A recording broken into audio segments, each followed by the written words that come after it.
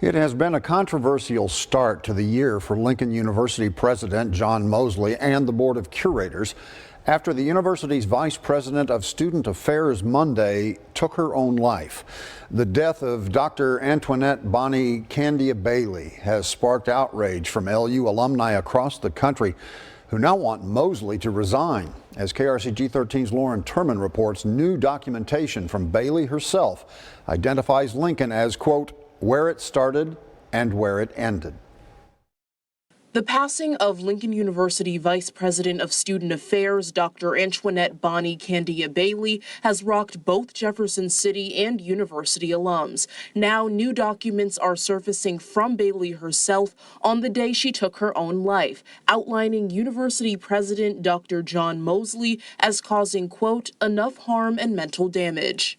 That whole day, I was really beating myself up because I'm like, if I would have read the entire email, maybe I could have saved her life. Candia Bailey graduated from Lincoln in 1998. Her friends and loved ones say she was a loving, generous person who radiated positivity. She's the type of friend where, she can just tell by talking to you in your voice that something's wrong. And she would get up in the middle of the night and she would drive 2-3 hours to get to you, to be there for you. It did not matter what she was going through. She always smiled. She was always positive. But soon after she took the position of Vice President of Student Affairs in May of 2023, her friends noticed a change in her. I even visited with her on homecoming, and she was like, she's like, I'm just trying to make it through at this point, because that is when she was getting depressed. It's like her whole demeanor had changed. Yes, she was smiling and all of that, but you could still tell something was off, something was different.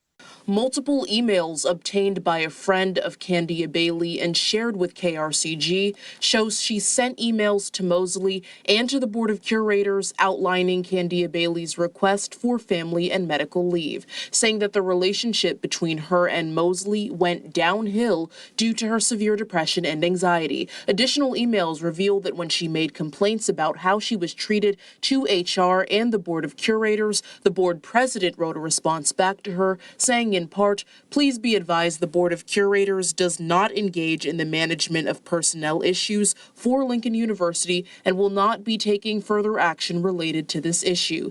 Chapter 3 of the Board of Curators bylaws that have been in effect since March 30th of 2023 covers operational guidelines for personnel. The section of bylaws is unclear whether the board can take on any personnel or HR issues outside of hiring in certain circumstances. Those emails also showed Candia Bailey believed she was intentionally harassed and bullied and claimed she received a poor evaluation when she asked for help. Monica Graham says the last time they spoke was just hours before Candia Bailey passed. I screamed.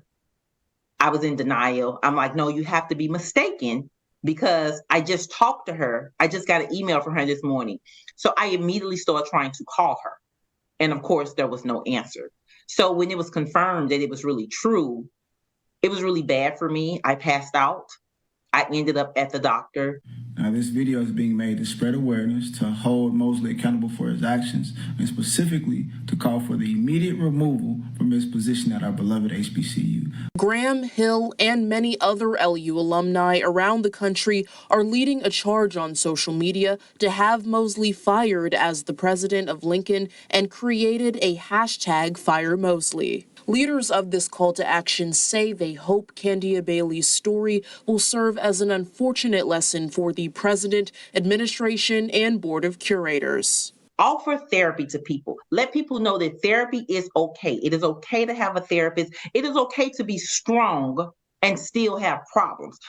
In her final email to Mosley on the day of her death, Candia Bailey also asked for only select members of her sorority to be allowed to collect her things, saying, Roseanne can speak with my family from the administration. You are not to have any contact. You've caused enough harm and mental damage. KRCG has reached out to the administration at Lincoln University, and they have declined to comment at this time. Following a protest on Thursday, the Board of Curators called a meeting for Friday at 3 p.m. with a partially open session agenda. Another protest is set for next Tuesday at noon.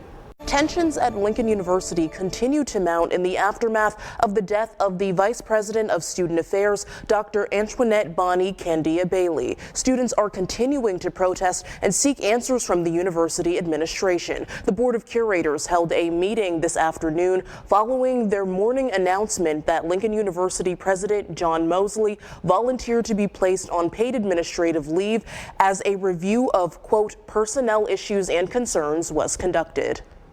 Students lined the outside of the president's office at Lincoln University, hoping to get a chance to speak with the Board of Curators during their meeting and ask questions about the university's response to the passing of Vice President of Student Affairs, Dr. Antoinette Bonnie Candia Bailey, who died by suicide on Monday.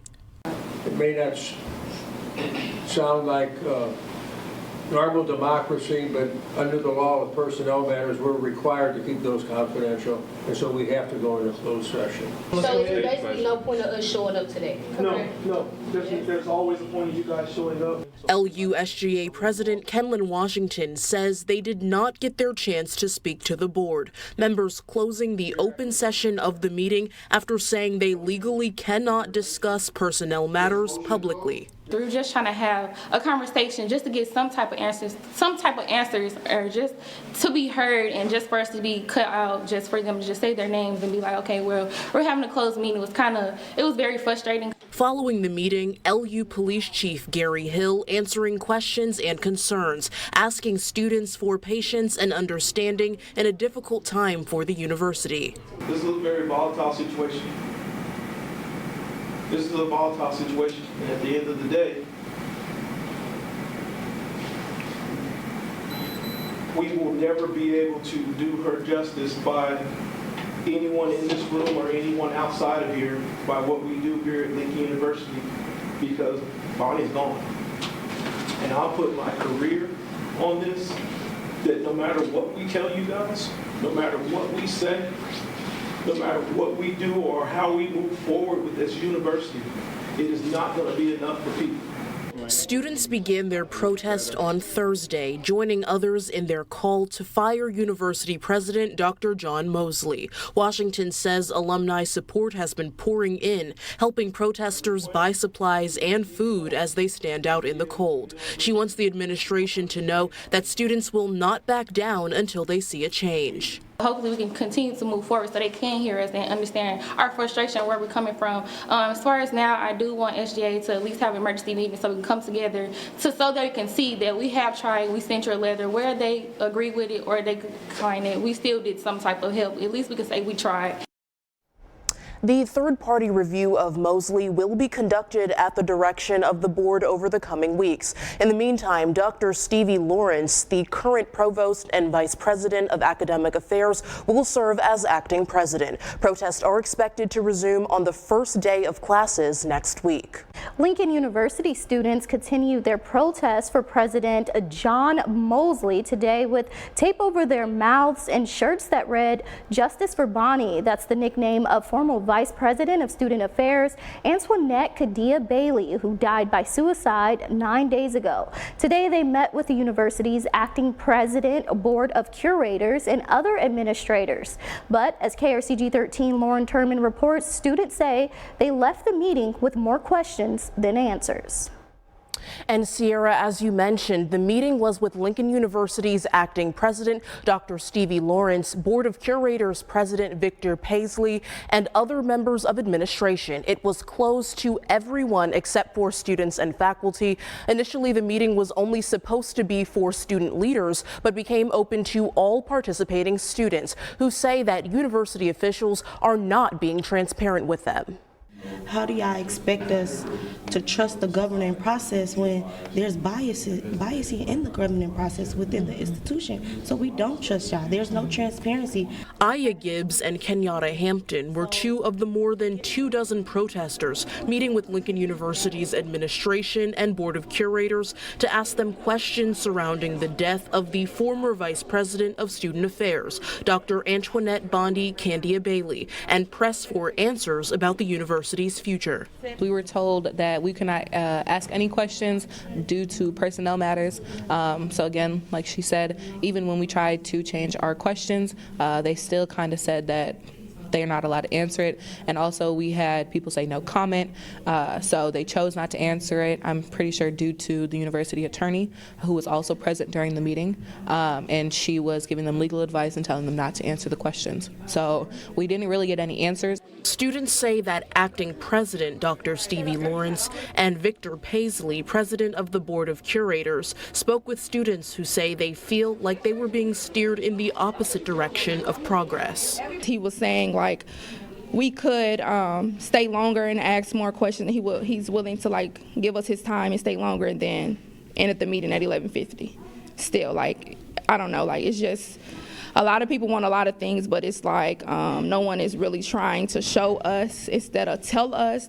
On Monday, LU students received an email naming the current Dean of Professional Studies as the acting provost and senior vice president for academic and student affairs, two positions previously belonging to Lawrence and Candia Bailey.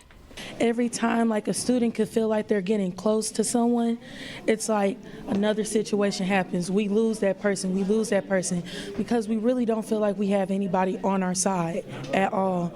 So it's a really sad situation to feel like, you know, new vice president, we have a whole new person to get to know now. Like the trust isn't there. Protesters say they feel even more displaced and out of touch with Lincoln's leadership after the meeting. Still, they will not stop fighting to have Mosley removed as president permanently. Candia Bailey's funeral has been scheduled for Saturday, January 20th at Mount Zion Missionary Baptist Church in Illinois. We will continue to follow this story as more details become available.